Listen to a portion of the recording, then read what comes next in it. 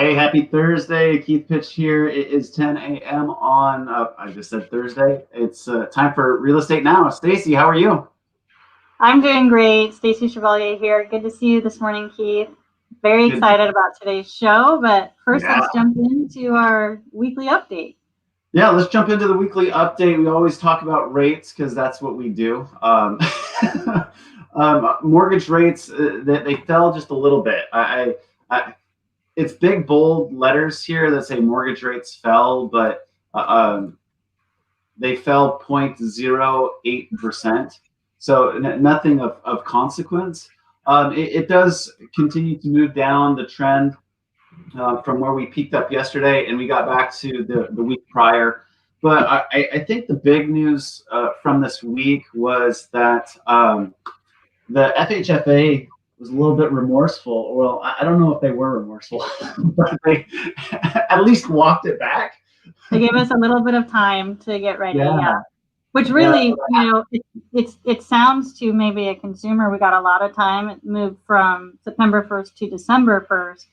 But in actuality, it didn't, because this has to be implemented in time for these loans to go all the way through the process after funding. So, and mortgage companies make moves when they see a fundamental change in the market like that from a regulator. They'll make a change 60, 90, 120 days in front of that implementation of the new fee structure, just to make sure that the proper hedges are in place for the secondary market when they go to securitize the loans. There's a lot of mechanism behind the scenes once that loan funds that the consumer public never gets to see, right? So it's really interesting. But I think with the downward trend, I think it goes back to we don't know where the economy is really going to end here. So and when recovery is going to be, and it's not going to be a moment before we find a immunization. So we'll see how it all works out. Yeah. So today I'm going to remove my screen. So today's show, pivoting off of the mortgage world and real estate and focusing on another part of real estate, which is the School of Stacy open yet? Have you guys gone back to school? It is not, but I will tell you, it has been a stress all summer long. I mean, when finally we made a decision, okay, this is what we're going to do, it was just like this huge weight lifted, even though I know it's still going to be, an adjustment, but it just felt good to even just make that decision, right? So we're not open yet, but we will be opening September 3rd. What about you guys and your family? Yeah, so our kids are going back to school next week. We've enrolled them in the Washington Connections Academy, the 100% online school. It took them out of our current school district here in Issaquah and went into the 100% online. But we're looking at this as kind of a pivot year for school districts in general, our family in general, and we had to find the solution that met our family's needs the most. And I think one thing that we talked about last week when we were bringing back the show is that I really want to help everybody understand options out there, understand what the school year is going to look like this year, because it's really dynamic. It's really stressful for us parents, for the school administrators, for the teachers, because guess what? We've never done this before. There's no script. There's no manual for this. So we wanted to definitely get in touch with Allison and Kelly and bring them back. So I don't think we should belabor the point anymore. Let's bring them back in and talk about what school's going to look like here in 2021. So Kelly, Allison, welcome back. Good morning. It's good to be back. Yeah, it's great. Thanks for back. So I mean, where do we begin? We're jumping into. There's been some private schools that are going back already. There's public schools opening up next week. I mean, where should we start? What's a good starting point? Anybody? Well, I think and going back to my background, I homeschooled for 10 years, and so I think one of the big takeaways for me, or the big thing when parents ask me, is patience is going to be the name of the game. And in March, we pivoted quickly, and depending on your school, many districts didn't do new teaching. The district I taught in at the time, we did do new teaching. And so it was just all across the board. But this year, it's really been set up as a school environment where the teachers are going to be equipped with a lot better technology, a lot better platforms for the students to be able to be learning. And so the new material is going to be taught. It's going to look a lot more like school, whether they're in person or not. And so that's kind of my 2 cents on that. Is it's definitely going to look different regardless of where you are. Yeah. Yeah. And Keith, I wanted to just, kind of what you had said about how it's stressful for everyone, right? This is a stressful experience for everybody. I've had conversations with parents who've said, how am I supposed to do this? How am I supposed to work and do school? And I just say, yeah, I get it. Like, I'm also a parent and I'm trying to work, and I understand, like, this isn't really ideal for anyone really, but what we're trying to do is make it the best that we can for everybody. So I work in the Bellevue School District. Bellevue's committed to every student's getting a device. So K1, every child got iPads. 2 through 12, everybody got a new computer that's been imaged and loaded with all the software and all the programs that they'll need. Every kid got that no matter what. They, delivered hotspots and all of those things to sort of try and bridge some of the access issues that we may have had in the spring. Allison had said, I think we've made some steps towards school, right? So Bellevue's really put out a schedule of, there's going to be live teaching and some online time and some time with teaching one-on-one and small group, which maybe didn't happen as much in the spring. So we are trying to shift and pivot to it looking as much like school as we can. And we've sort of committed to in Bellevue looking at, doing this for a certain period of time and then reevaluating according to the Department of Health and reevaluating according to what the numbers look like and making a decision about what school will look like.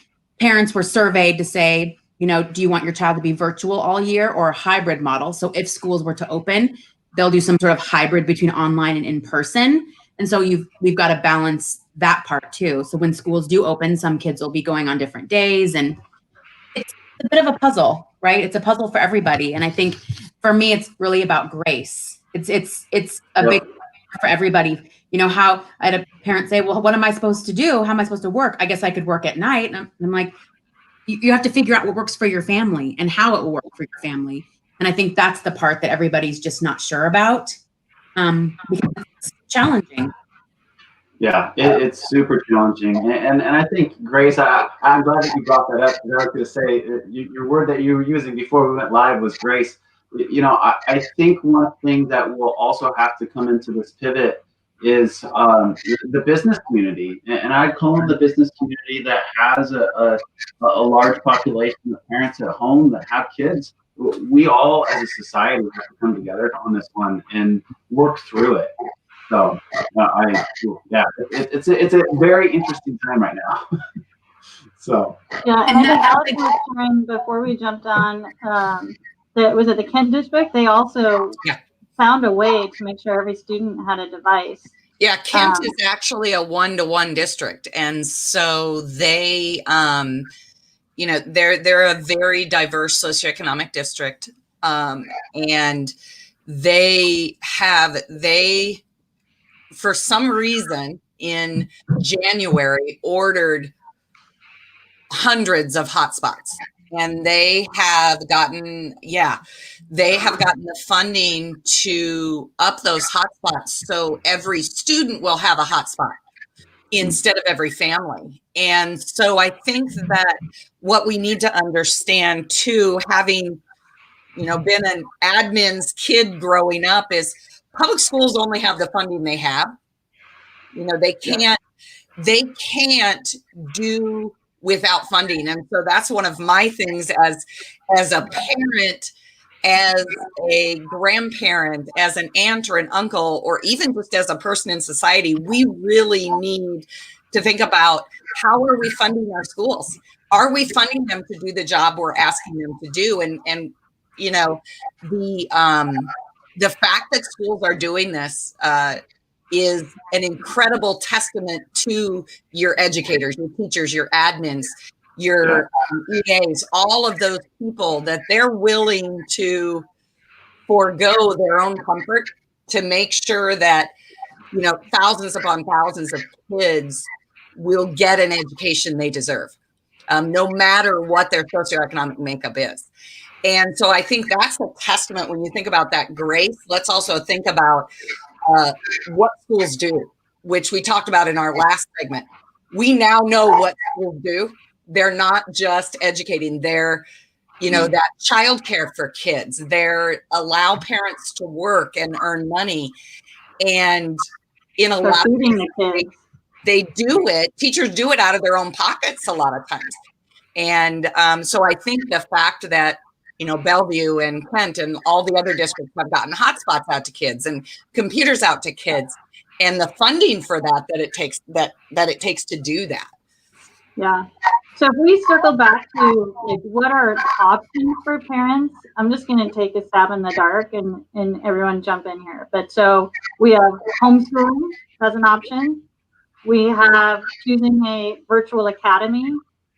Which Washington actually has a lot. There's a link you can go to. Even districts have their own virtual academies, not all of them, but they have that. And then, so there's the district virtual, and then there's, I think what Keith did, which is kind of a separate virtual.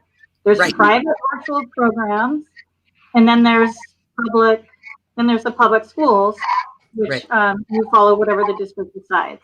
So did I miss an option there for what parents might want to be researching?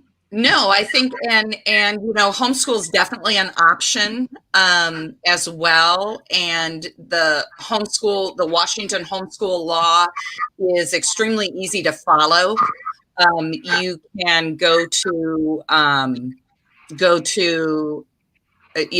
just Googled because I had some parents ask me, Google Washington State homeschool law, and you can find out how to do that and to notify your districts that you're going to do that. There are thousands upon thousands of curriculum out there. There are many virtual academies, both private and public. I know Issaquah High School has an online program separate from what most of their kids will do. I was so surprised to learn that. I don't know why. I didn't realize the districts have always had virtual programs. Bellevue does not, because I looked for it. They did for a while, but I don't know that they have it anymore, but they used to have a school thing. And so it would be homeschool, and then they'd have a place where they could come and connect and still do things with other children. And it was near where Wilburton is. And I'm not sure now what they do in lieu of that, but but you can sign up for other districts. So my family was researching the OMAC program.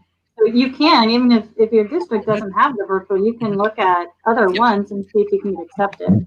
Yeah, so, Washington is a choice district state. You do have to get release from your home district in order to do those programs, but there's a myriad of options, and that's the one thing I think that's beautiful about education in the United States is there are so many options for parents to be able to choose what works, like he said, what works for your family. That is really the message, I think, not just in the pandemic, but overall. There are huge choices for families for education in our country. Yeah, I know that was the conversation piece that Melanie and I had figuring out what we were going to do. And, at the end of it, one thing that we wanted to do is whatever change we're going through this year, we just embrace it. There's no need for any finger pointing or this or that, because everybody is trying their best. As I mentioned earlier, there's no script for this, there's no procedure, handbook, what have you. And so we dove into those options. We looked at what the school districts were doing. We looked at private academies, and we said, well, really the online academy is going to work best for us. And we're just augmenting other things like gymnastics and guitar lessons and other things outside of the online environment. So our kids still have that that community and other societal touches with other kids their age, right? Right. So, well, and that's one of the things, like I said, I homeschooled for 10 years and we did it 1 year at a time, and are we going to continue it next year? And, there's certainly a plethora of things. Of course, the pandemic will change some of that, as Stacy, you guys know, with the kids and their martial arts, right? Things changed. But there are definitely ways to get that interaction that we know kids crave and need. We as parents crave and need, outside of whatever educational choice you have. And so it's looking for those things to supplement, to augment what you're doing in your education. Yeah, and everyone's gonna have a different comfort level with that. So my family is potting up with another family that has the same, more maybe conservative COVID beliefs, and but that means our kids can be with other kids and be in this learning environment. So yeah, but everyone, yeah, it's very individualized, and everyone's in a different situation of who has maybe people who could be impacted more than others by the pandemic. So I've heard a lot about pods. I've heard a lot about like COVID teams where you're like neighbors and different things that are kind of all pooling together. I think that's part of, for kids especially, and adults too, the hardest part of the spring was losing that contact, right? That contact with your adults, teachers, like with our friends and our family. I mean, all of those things, it's really hard to go from everything's great to the next day we're on full lockdown, right? And I was in a conversation just the other day, and she said, I'm really worried about the fall. Like, is it going to happen again in October? Are we going to go back to like this full shutdown? And I'm like, it could happen, which is also this overwhelming thing because we've already done it once. So we know what it feels like. So I think if you can create some of that space for your children, I think that's important, right? They need to still have contact and, a team of people that are a pod of people that are all agreeing to the same sort of agreements. But it is individualized, right? Some people have more concern or worry about family members or themselves being more high risk than others. So it's a matter of whatever works for sort of your unit. But I think it's really important. I mean, Zoom and online is fine, but I think there's nothing that can replace in person, like actual in person. And that's the hard part for everybody. But I think kids especially, because so much learning happens in that way. And I also think, like for my little guy, we're all wearing face masks and we go everywhere and he's looking at people's faces trying to read expression and read things, and we're all wearing face masks. This lady's like, I'm smiling at you, and he's like, what? I think there is this gap that kids are missing, right? Is this where they learn from body language and interaction, and that's a hard part too. Is we'll have to catch up at some point because we've had like a year basically of this kind of thing going on. But I think it's important to create those experiences for your kids. That's for sure. However you do it. I have a question to follow up based on our initial conversation we had, and I don't recall if it was Allison or Kelly, but one of you really, I don't know that I'll ever forget it, but you made a comment about kids, how long they can pay attention and how that changes when it's a screen, and how it really just shortens to almost nothing. So is that different going into this year when it's a live teacher, or is it the same? Are they going to have, is my kindergartner going to have a 2-minute, attention span? My fourth grader might have 10 minutes. Is that just like some insight? I think that, we're all learning along with the education and psych community about this thing that we're calling Zoom fatigue. In my company, we use Teams, so it's Teams fatigue.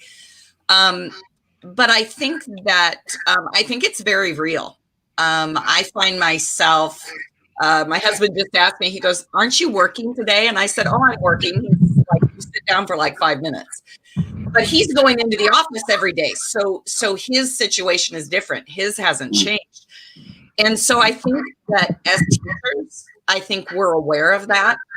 I know when I was doing my synchronous sessions in the fall, I had some students that, okay, come back to the camera. I need to see your face here. And so I think that we need to be aware of that. And I've been watching a guy who streams his YouTube kindergarten. He streams his live, what he's doing. And he's in front of his Promethean panel and he's punching, all the buttons and singing a lot of songs. But he's constantly saying, okay, Stacy, I want to see your face. Look at me while you're singing. So I think that teachers are just going to have to change some of the ways they look at that.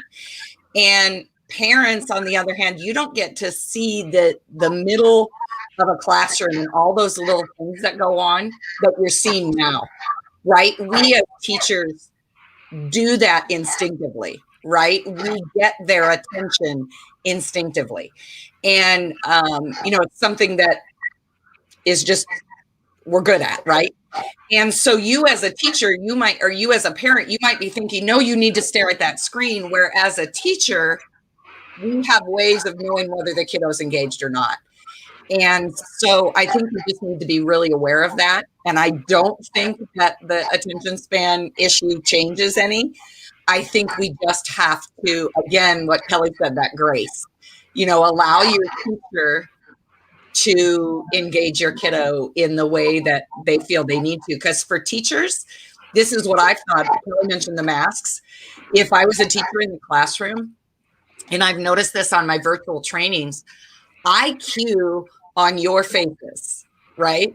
When I'm on a virtual training and I'm sharing my screen, I can't see you. And I can't tell if I'm going too fast, if I'm going too slow, if you're hating what I'm saying, if you're loving what I'm saying.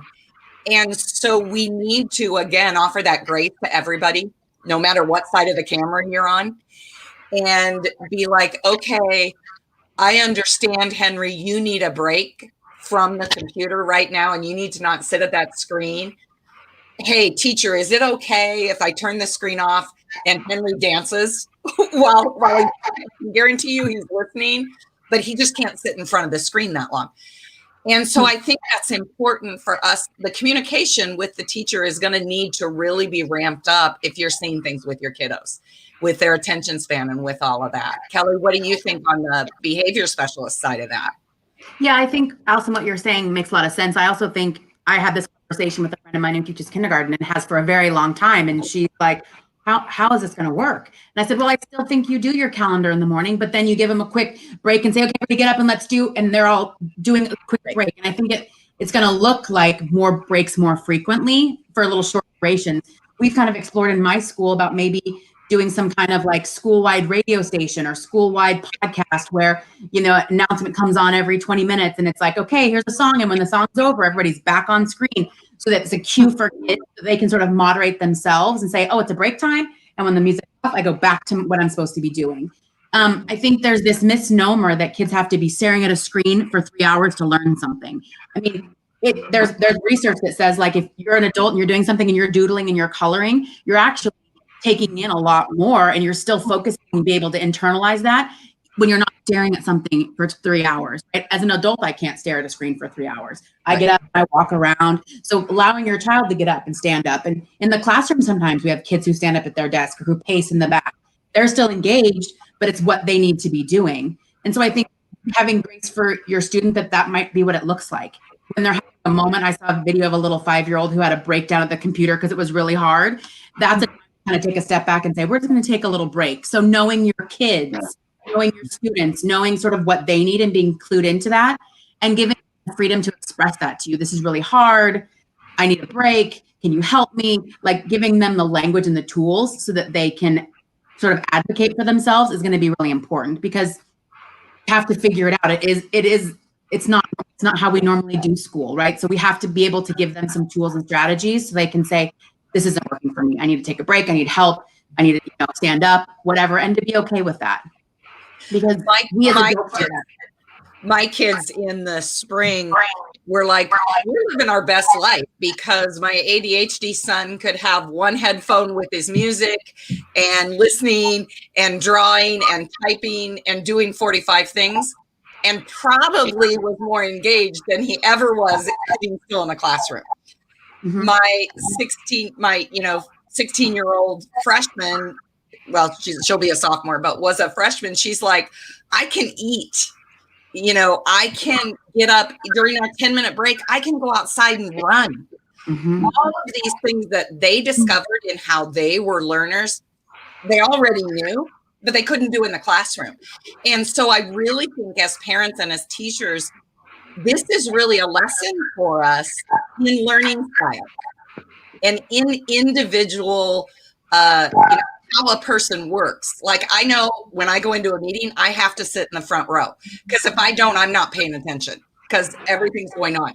But I also know that if a person sits next to me, I need to let them know I'm going to be drawing. I'm going to be tapping my foot. If that bothers you, maybe don't sit next to me. But I'm old. I know my learning style and I know how I participate. And so I think cueing in on that early with our kids and helping them understand that is going to be really important. Again, as teachers, we're taught that. Parents aren't, right? But looking into learning styles, looking into what works for your kid at what age, what's going to work for your fourth grader, Stacy, is going to be very different than what's going to work for your first grader or your third grader or your, whatever age. An 18-year-old senior is going to look a lot different than a 5-year-old kindergartner. And so as parents, I think that's one thing too that would really help us in the success with our kiddos. Where can they find these resources to really understand that? Right. So I can drop a few links for you guys about styles and how to understand those. And Kelly also has a pretty big background in special ed like I do. And there's 4 main learning styles, and Kelly, jump in if so. You have your visual learner, your auditory, your kinesthetic, and your reading and writing, your more auditory. But most people are a combination of those things, right? Most people aren't just auditory. And then there's breakdown in those types of learners. You have your verbal, you have your logical, you have your social, emotional. So there's all sorts of different styles. So, and like I said, Kelly, she also has a special ed background. So maybe she has some other things that she could add there. Yeah, and I have resources too. And the other thing we've been doing a lot is sort of Googling the great thing about what's going on right now is there's lots of research and lots of information about how to sort of help your student engage, how to help your kids feel really successful, different things you can be doing to help keep them sort of learning and keeping them going, right? So they don't just get frustrated and shut down. And Education Weekly and lots of different resources and putting out articles about engagement and participation and the times of online schooling and all kinds of things. So I'm happy to share some of those with you as well. So parents, it's interesting to read, right? What can I be doing at home to help support, right? Because like Allison said, we're teachers, we do this. I mean, I can do it in my sleep, right? But parents don't get that same training. So it's, this is, and parents are like, wait, what? Slow down, let's back up, explain this to me. And so I think it's always great to read more and learn more. And you kind of go, oh, that makes a lot of sense, right? My kids stand up at the desk, letting them pace when they have headphones on, letting them take a little break as they need to, setting a timer so they can see visually how many minutes, playing when the song's over, that's a cue for them, teaching them some independent skills, being attuned to their learning style. All of those things will help them sort of develop as learners, right? The different dispositions they might need to be successful, asking questions and persevering and being innovative. But now we're being innovative, reflecting on what did and didn't work. All of those things are really important that help them sort of develop as learners. And we need to be doing that with them all the time, not just. Yeah, that's hugely powerful because as a parent, we're not taught how to teach our kids, right? Ever.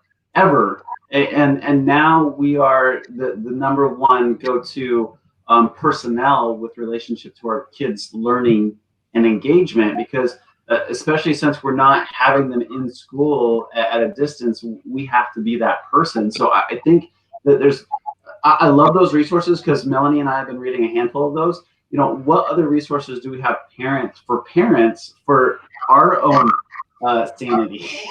Yeah. So we got. I would love to if you guys have any of those to share too. That would be great because what we have to take a crash course on education in the next over the summer and through this next beginning of the school year. We'll see how the winter months go, but I don't want to put anything out there at this point. We may have to do another check-in in a couple of months, but it's probably an Allison. But for me, I'm feeling fairly positive about the year, much more than last year. I think I'm going into this like, okay, this is school, so the kids need to be up and they need to be dressed, and school starts at this time. And when this happened in March, I think I thought it might last 2 or 3 weeks. Maybe 5 weeks, Right. So did we. So it wasn't this it was like, oh, we can watch the video at 10. Like we can, it's okay. But now I think everyone's much more focused on, we got to make this a very safe space and an educational space. And so at least that's where my head's at. Yeah. Here we go. I think a check-in later down the road will be appropriate, because then we can we can reflect on sort of what's going on, what's been going well, and maybe some challenges. At that point, we'll be able to see what's kind of popping up as challenges and sort of problem solve, help parents problem solve what we can do to support that. I mean, that's the biggest sort of support, because you're right. It used to be you send your kid to school and the teacher was sort of that touch point, and then we communicate with parents and say, hey, this happened at school today. This is kind of what they asked about, this, whatever. And now it's like you're like, wait a minute. So and when you're online as the teacher, it's not the same either, because you're missing that, right, that sort of give and take with the kids too. And I had some kids email me and say, I really miss school. I really miss, and that it breaks your heart, because of course we all, but it's still school. We're still doing school. We're just doing it in a different format right now. It won't be forever. It's a school that looks a little different, and we'll be back together soon, and it'll be fine. Yeah, and to that communication, I think, Kelly, in any time like this, I just want to put it out there, because we, in our peer group and our parent group, there's a lot of uncertainty. There's a lot of parents that are afraid to make the wrong choice for their kid. They're afraid that they're going to have to teach this, that, what have you, and what I would say to that is, let's keep having these great conversations, and conversations turn to understanding, and understanding turns to empowerment and efficiencies. And if we all feel like we're siloed alone, it's going to be a very, very long school year, in my opinion. Right. So I think what I'm hearing from both of you is, have those conversations with your educators, have those conversations with your parents or with your kids' teachers, and for your own sake, to learn the best things you can do for your child. I think that's a powerful takeaway. And I'm excited, because I'm going to take both of you up on coming back probably like November-ish. Perfect. And talking again, because that's going to be, it's going to be key that we keep this conversation truthful, alive, and we're all in this together. There's no one alone in this situation. There's 52 million kids school age from coast to coast. This is impacting everybody. Well, and our college kids too, right? We've got college kids that my kiddo's first semester is going to be online, so it's affecting families. And our neighbor just signed his contract with his company that he will be at home working through 2021, December 2021. So it is affecting all of us, and we just need to talk and be there. Well, I think the other component that you kind of touched on, Keith, that's really important is communication with the teachers, right? Because we're not in person. When you're in person, you can sort of ascertain so much about kids. And when you meet families and do conferences and have your meet the teacher, you can gather lots of information about your students very, very quickly. And in that first few days, you can gather personality, who needs to be sitting up front, who needs to be, who's the leader, who's kind of more of a processor, an observer. You can figure out that stuff very, very quickly within days. And when you're not in person, you're sort of missing that component. So when parents reach out and say, I just want to let you know this about my student, or I just want to let you know this about my child, this is where they kind of have some more challenges. This is where they, need some extra support. It'll help me sort of put a plan together of how to best support the parent, how to best support the student. It also kind of bridges communication so that students know parents and teachers are on the same page, and we're communicating, and you're both working hard for your benefit, my friend. And we're going to make sure that you get all the things that you need. Communication is paramount. And I think when parents sort of reach out to teachers, let teachers know this parent is engaged and wants to participate in this and be sort of a counterpart to me, and work together, right? And so I think it's in this time especially, it's important. And everybody's nervous, everybody's stressed. I mean, but I keep saying it's everybody. It's not just Washington. Every kid everywhere. It's not just our little East Side community. It's everybody. And so we have to really embrace that and say we're all just sort of trying to figure it out. But the relationships that we can build with the students and the families and the parents and community, the better we'll all be, because we'll all be able to support each other and reach out when you need it. Right? That's the link. Yep, absolutely. Well, I want to thank both of you for joining us today. And like I said, we'll check back with you guys probably like late November, early December time. Cool. Perfect. Well, thank you both. Appreciate it. Thanks, Kelly. Right on. Wow, what a fun time we're getting into. School is back, so here we go. Yeah, I'm excited to see what you do this year. I know you guys bought an RV, so I just wonder where some of this educating might be happening. But it won't be 100% in our house. I'll just say that. It'll be on the road too. So I think that's great if you're someone that can do that. So that's very cool. Yeah, absolutely. Yeah. So well, this right is on, great. we'll A lot of information. I have a lot of reading to do. It sounds like. Yeah, you and me both. So Yeah. thanks for joining us here Thursday thank morning, and we'll see you next Thursday at 10. Have a good one.